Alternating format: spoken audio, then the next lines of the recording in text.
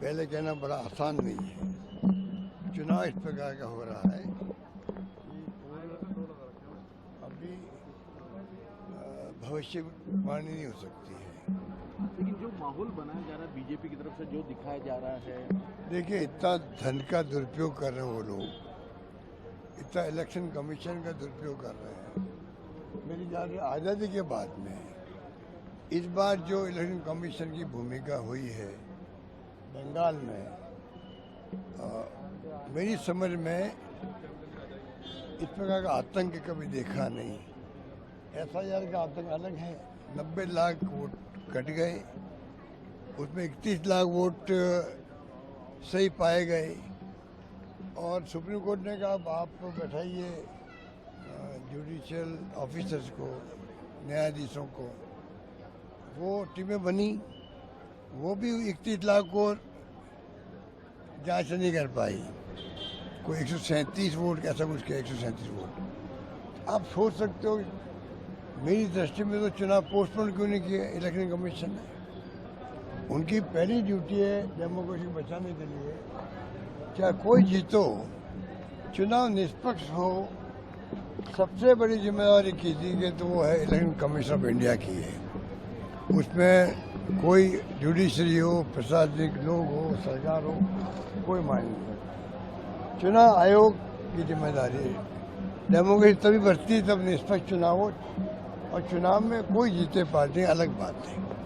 वहाँ पर जो सड़कों पर उतारे गए CISF के या CRPF के बंदूकें बंदूकें लगी हुई है, क्या बख्तरबंद गाड़ियाँ, तो क्या हो क्या रहा देश के अंदर, क्या हो रहा है?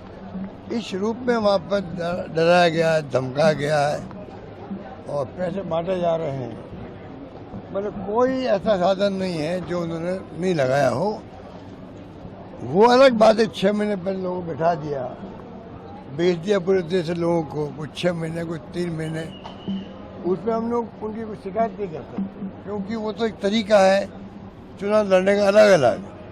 उन्होंने अपनाया तरीका एडवांस में कन्वेंसिंग करने का, घर घर जाने का, मैनेजमेंट करने का। उस पर मुझे कोई शिकायत नहीं